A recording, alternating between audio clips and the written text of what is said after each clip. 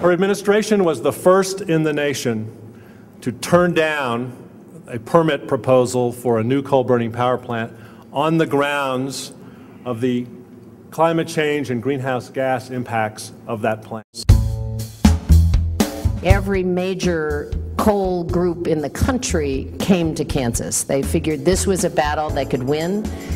This is the heartland. This is a conservative Republican state. What's happened in the last 6 months in Kansas is really remarkable. Citizens have become incredibly engaged in this dialogue and process, and I think understand that the discussion about coal plants really is a discussion about our future. Renewable energy economy, including energy efficiency, will bring tens of thousands of manufacturing and installation jobs to the state of Kansas, in addition to $20 million to Kansas landowners and $20 million to counties every year. Clean energy offers every benefit we could be asking for if you're looking at the future of this country. Clean energy is going to create more jobs, bring us out of the economic malaise that we're in right now, clean up the environment, understanding that there is going to be a cost to the problems caused by climate change if we don't do something now. That the proposed legislation is really good energy policy for Colorado and Texas utilities. 70% of Kansas's energy comes from coal, and we have the third best wind resource in the nation, and only 3% of that is contributed to our electricity.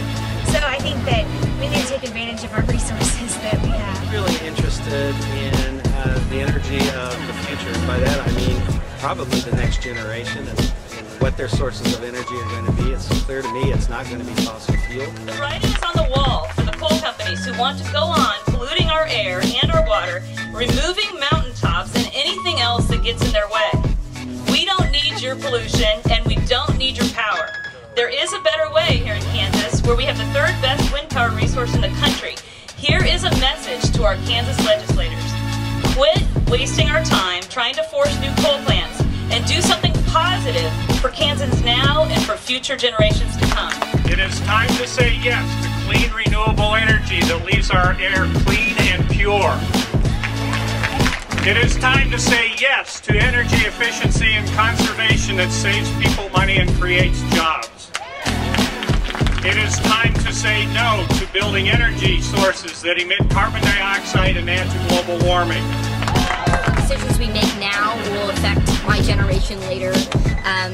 The whole building a new coal-fired power plant. Myself and people of my generation kind of have a good sense that it's not going to be the trend of our whole generation will really be more sustainable. Stay with business as usual and preside over an economy that continues to destroy its natural resource and support systems, or we can become the generation that commits to reducing our personal energy consumption and demand strong government action. I believe that we need to take care of the least of those among us, and global warming, pollution in general, always harms the poor, the old, and the young first and most. I feel like I'm directed by my faith tradition to care for the earth and the creatures within it. And one of the ways that we can do that is by staying away from technologies that are going to continue to pollute the environment, cause global warming, and endanger species and endanger humanity all across the world. There are over 11,000 potential jobs with existing Kansas companies that could manufacture renewable energy components, to say nothing of attracting and creating new companies, to say nothing of the jobs required to create energy efficiency and to generate renewable energy. So we say, get on with it. People just need to realize and to hear the truth about what the big boost would be for a green economy, and that we could have these economy technologies in our own communities instead of bringing the technologies in from out of state. Talking about the wind turbines and components of the wind turbine. Why not just manufacture those here in Kansas? Wind manufacturing, Kansas is the place. There is no reason that Colorado, with only the 11th best wind resource in the country, no reason that Arkansas, no reason that Missouri, no reason that Iowa, all these states have much worse wind resources than they do, and they are getting all the manufacturing jobs, and that's not cool. This bill is really, really good economic policy for Wyoming coal mine owners, who will receive $99 million from Kansas every year. And we're sure it would be cheaper and cleaner to just put Kansans to work building a pipeline to Colorado if we're just going to give them our water. The Kansas Farmers Union, this means new and profitable jobs and crops coming off of our land that for Kansas farmers and ranchers. And that benefits many, and it preserves our water resources. To us, clean energy is the best opportunity to rebuild Main Street America and lead the next generation of manufacturing and technological advances and to keep jobs in Kansas. That suffer with allergies, asthma, all these other health issues that are probably caused from the pollution that coal and other things are putting in the air. So keep us healthy, keep our jobs.